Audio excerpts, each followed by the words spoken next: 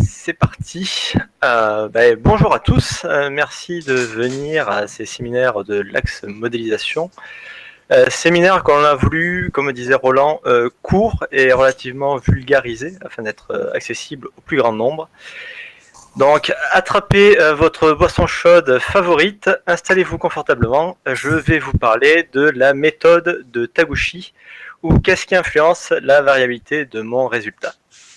Donc, très rapidement, le plan de ma présentation pour que vous puissiez vous repérer au fur et à mesure. Donc, tout d'abord, je vais vous parler un peu de contexte pour vous donner un peu des idées de dans quelle situation la méthode que je vais vous présenter pourrait être utile. Après, je vais vous parler un peu d'histoire parce que ça me paraît toujours assez intéressant de savoir dans quel contexte, pour quelles raisons une méthode a ainsi été développée. Après, je passerai au cœur du sujet, je vous présenterai cette méthode de Taguchi, qu'est-ce que c'est, pourquoi c'est faire, comment ça marche. Et j'illustrerai cette explication au travers d'une application que j'ai eu l'occasion de réaliser dans le cadre de mes travaux de thèse où je m'intéressais plus particulièrement à la rentrée atmosphérique de satellites. Et je terminerai donc par les conclusions d'usage et en rappelant et en précisant un certain nombre de points, comme on le verra. Donc, tout d'abord, pour le contexte, on va considérer deux situations assez différentes. Première situation, on est dans un contexte de simulation numérique. On est avec notre logiciel de simulation favori. On a plusieurs paramètres pour initialiser nos calculs, avec des incertitudes ou des différentes valeurs possibles pour ces paramètres. Et on a besoin de réaliser une étude paramétrique sur ces différents paramètres. Sauf que, en fait, on a fait les maths et on s'aperçoit que lorsqu'on réalise une étude paramétrique, ça implique de devoir réaliser plusieurs dizaines de milliers, centaines de milliers de simulations, ce qui représente énormément de temps de calcul. Sauf que, pas de chance, lorsqu'on a fait notre demande d'heures de calcul, on n'avait pas envisagé ça. Et donc, du coup, on n'a pas du tout les heures pour le faire. Et donc la question c'est, est-ce qu'il y aurait une solution pour pouvoir ignorer un certain nombre de ces paramètres pour pouvoir passer dans l'enveloppe de temps de calcul qu'on a à notre disposition.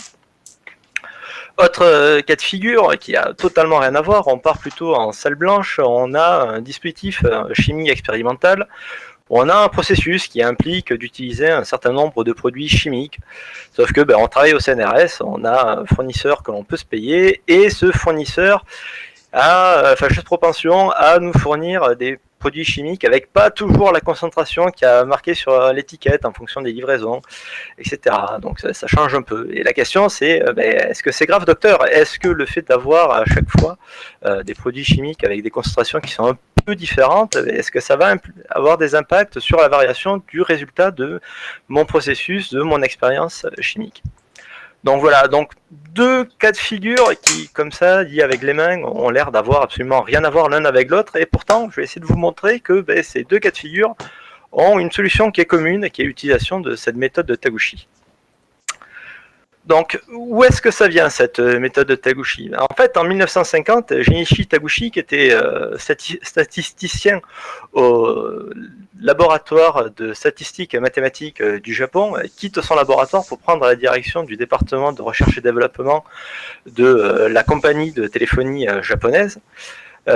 Et en fait, à cette époque-là, cette compagnie était en compétition avec le Bell Labs américain pour développer et déposer un certain nombre de brevets pour des solutions de télécommunication. Et Taguchi va se retrouver en charge de mener cette compétition et de la remporter. Sauf que le problème, c'est qu'on est après la Seconde Guerre mondiale, l'état du Japon n'est pas vraiment ce qui peut être à l'heure actuelle, les industries ont été rasées pendant la guerre, c'est compliqué de trouver des matières premières de bonne qualité, de trouver de la main-d'œuvre qualifiée, des ingénieurs compétents, etc. Donc du coup, c'est compliqué de lutter face aux géants américains. Et ce que va se dire Taguchi, c'est un bon mathématicien, il va se dire, bon, il faut que je trouve une méthode pour rationaliser et optimiser mes process de développement et de production. Et pour ce faire, il va mettre en place un ensemble d'outils mathématiques pour réaliser les objectifs qui lui avaient été imposés. Et c'est l'ensemble de ces outils mathématiques que l'on appelle la méthode de Taguchi. Donc, Qu'est-ce que c'est? À quoi ça sert? Donc, comme je l'ai inventé dans le titre de ma présentation, en fait, la méthode Taguchi, c'est clairement une méthode qui permet de trouver la relation entre les différents paramètres que l'on a au début d'une simulation, d'une expérience, sur lesquels on peut avoir des incertitudes ou alors des différentes valeurs possibles, et de trouver la relation entre ça et la façon dont le modèle va répondre à ces incertitudes ou à ces valeurs. Alors, comment on arrive à cela? En se reposant sur deux outils mathématiques assez puissants. Le premier, ce sont les tables orthogonales, qui sont en fait des tables qui permettent de générer des combinaisons de valeurs représentatives pour l'ensemble des paramètres que l'on a considérés. Donc, comment ça se passe? En fait, c'est des tables à double entrée.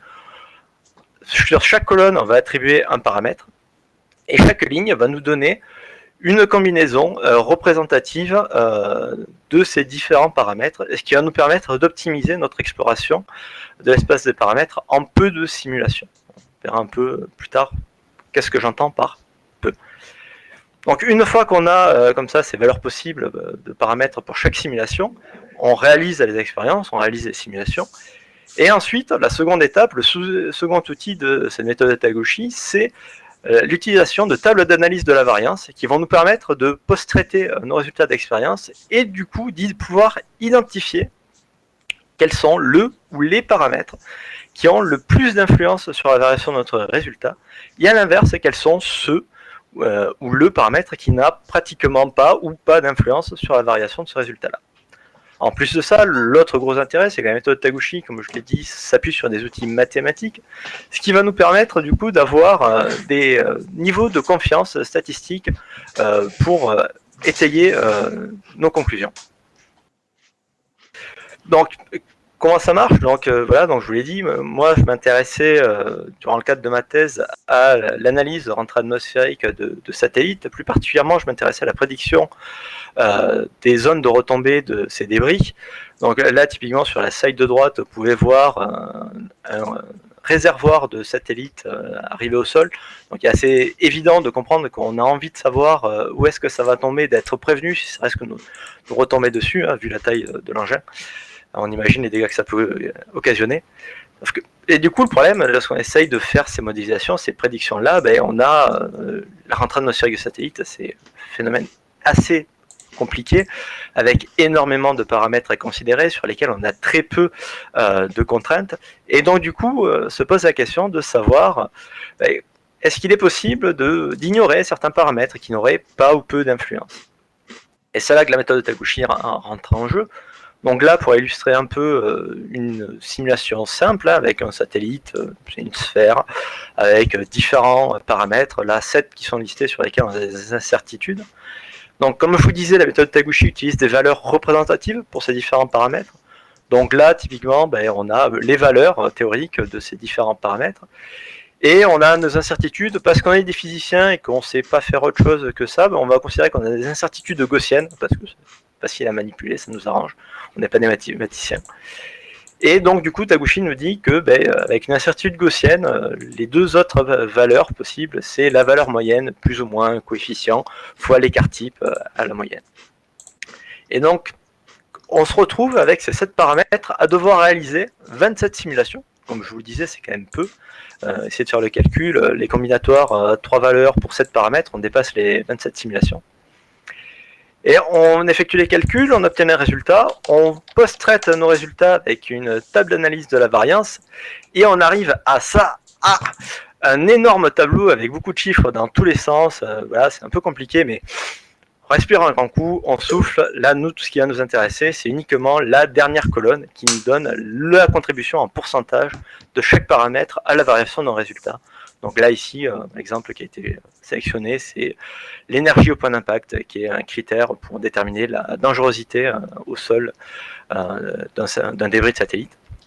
Et ce que l'on constate, donc, en regardant cette dernière colonne, c'est qu'en fait, c'est la masse qui contribue à plus de 92% à la variation de notre résultat d'énergie d'impact, avec la simulation qu'on a considérée.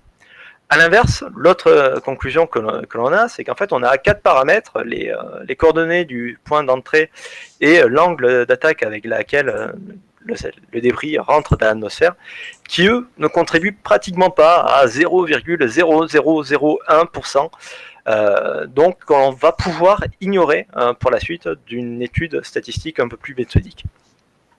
Et comme je vous le disais, on fait de la statistique, donc on a des outils en plus dans cette table-là, je ne rentre pas trop dans les détails, qui nous permettent d'affirmer avec une confiance supérieure à 99,5% voilà, la validité des affirmations que l'on vient de donner.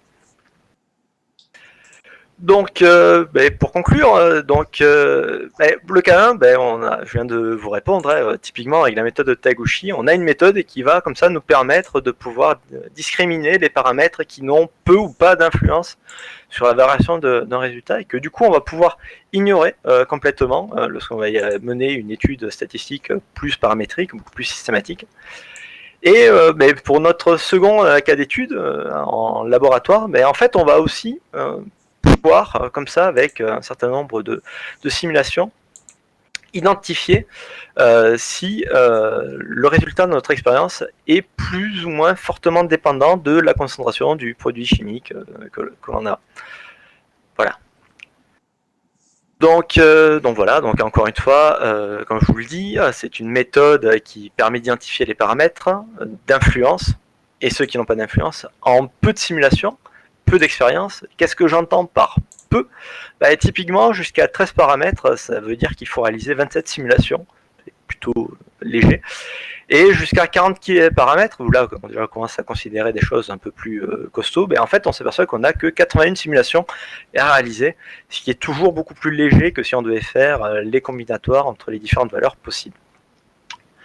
Enfin, un dernier point un peu de vigilance, c'est que les conclusions de ces études sont en fait très dépendantes des valeurs qu'on va injecter dans l'analyse.